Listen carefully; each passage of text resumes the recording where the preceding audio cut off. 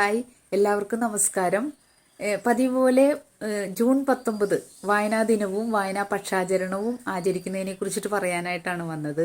നമ്മൾ എല്ലാ വർഷവും ചെയ്യുന്നത് പോലെ ഈ വർഷവും വായനാ പക്ഷാചരണം ആചരിക്കുന്നുണ്ട്. നമുക്ക് ഇത്തവണ ലഭിച്ചിരിക്കുന്നത് എഴുത്തുകാരിയും റിട്ടയർഡ് അധ്യാപികയുമായ മീരാബെന്നാണ്. അതുകൊണ്ട് നമ്മളുടെ ഈ പ്രാവശ്യത്തെ പ്രോഗ്രാമിൻ്റെ പേര് മീരാബെന്നും വായനാമുറ്റും കൂട്ടുകാരും എന്നാണ് ആക്കിയിരിക്കുന്നത്. മീരാബെന്നെ ഞാൻ പരിചയപ്പെടുന്നത് കഴിഞ്ഞ വർഷം ഇൻ്റർനാഷണൽ മലയാളി കൗൺസിൽ ഒരു ആദരവ് എനിക്ക് തന്നപ്പോൾ തിരുവനന്തപുരത്ത് വെച്ചിട്ടാണ് മീരാബെന്നെ ആദ്യമായിട്ട് പരിചയപ്പെടുന്നതും അവരുടെ എഴുത്തുകളെ എനിക്ക് കൂടുതൽ അറിയാനായിട്ടും ഇടവന്നത്. ആ ഒരു സൗഹൃദമാണ് ഇന്നത്തെ ഈ ഒരു പ്രോഗ്രാമിന് നമ്മൾ മീരാബെന്നെ കൂടെ കൂട്ടിയത്. നിങ്ങൾക്കും മീരാബെന്നെ ഈ ഒരു പ്രോഗ്രാമിലൂടെ പരിചയപ്പെടാം. അതുപോലെ തന്നെ മീരാബെന്നിനോടൊപ്പം നമ്മളുടെ ലൈബ്രറി കൗൺസിലിൻ്റെ DR രാജേഷും KK ശിവൻ സാറും നമ്മളോടൊപ്പം ചേരുന്നുണ്ട്. അത് കൂടാതെ കുടുംബശ്രീ മിഷൻ്റെ എറണാകുളം ജില്ലാ ജെൻഡർ DPM ആയിട്ടുള്ള ഷൈൻ ടി മണി നമ്മളോടൊപ്പം ചേരുന്നുണ്ട്. ഇവരെ കൂടാതെ നമ്മുടെ കുറേ നല്ല സുഹൃത്തുക്കൾ കൂടി നമ്മളോടൊപ്പം ചേരുന്നത് ഒന്ന് നമ്മളുടെ ഡോക്ടർ NN സുധാകരനാണ്. അദ്ദേഹം നമ്മളോടൊപ്പം കുറേ കാലങ്ങളായിട്ട് വായനാമുറ്റത്തോടൊപ്പം ചേർന്ന് നിൽക്കുന്നൊരു വ്യക്തിയാണ്. മുതിർന്ന പൗരന്മാർക്ക് കരുതൽ എന്ന പ്രോഗ്രാം നമ്മൾക്ക് വേണ്ടി ചെയ്തു തരുന്നതാണ് ഡോക്ടർ. പിന്നെ മറ്റൊന്ന് രാധാകൃഷ്ണൻ മാത്തൂരാണ്. എൻ്റെ പ്രിയ സുഹൃത്തും സപ്പോർട്ടറും കൂടിയാണ് അദ്ദേഹം. പിന്നെ മറ്റു സുഹൃത്തുക്കളായിട്ടുള്ള വിനുരാജ് കലാപീഠം നമ്മളോടുകൂടി ചേരുന്നുണ്ട്. സ്വപ്ന ടീച്ചർ നമ്മളോടൊപ്പം ചേരുന്നുണ്ട്. മറ്റ് രണ്ട് വ്യക്തികൾ വായനാമുറ്റം നടത്തിയ മത്സരാർത്ഥികളാണ്. മത്സരത്തിൽ വിജയിച്ച രണ്ട് വ്യക്തികളാണ്.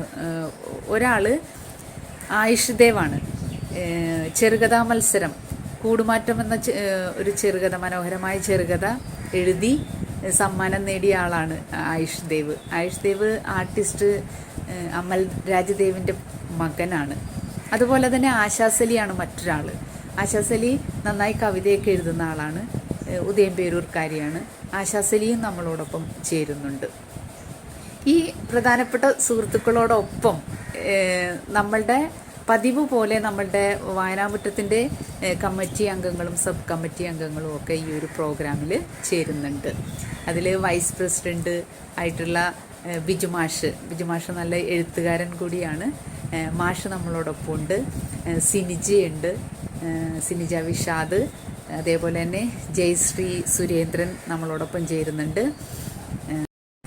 ബാലവേദി മെൻറ്റർമാരായിട്ടുള്ള സൗമ്യ വേലപ്പനും വനിതാവേദിയുടെ പ്രസിഡന്റ് രഞ്ജിനി നന്ദു, അതുപോലെ തന്നെ യുവതയുടെ രണ്ട്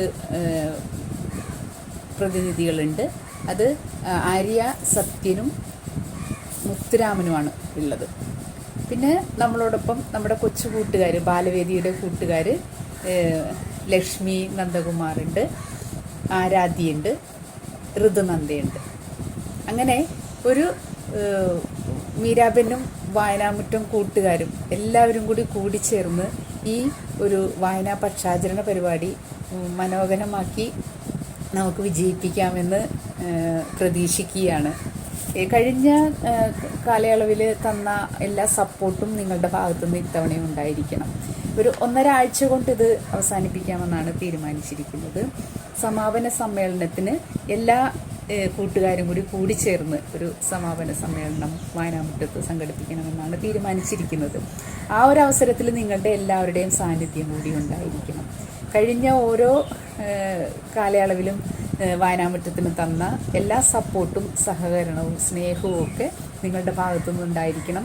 ഓൺലൈനാണ് ഇത് പതിവ് പോലെ, യൂട്യൂബിലാണ് ഇത് അപ്ലോഡ് ചെയ്യുന്നത്. അപ്പോൾ നിങ്ങൾ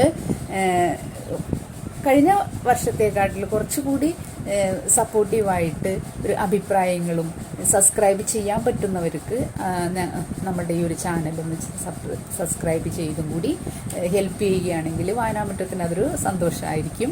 അപ്പോൾ എല്ലാവർക്കും നല്ലൊരു വായനാ അനുഭവവും വായനാ വിരുന്നും ലഭിക്കട്ടെ എന്ന് ആശംസിച്ചുകൊണ്ട് മീരാബെന്നിനോടൊപ്പം തന്നെ എല്ലാ പ്രിയ സുഹൃത്തുക്കളെയും മറ്റ് അംഗങ്ങളെയും ഈ മീരാബെന്നും വായനാമുറ്റവും കൂട്ടുകാരും എന്ന ഒരു പ്രോഗ്രാമിലേക്ക് സ്നേഹപൂർവ്വം ഞാൻ സ്വാഗതം ചെയ്തുകൊള്ളുന്നു.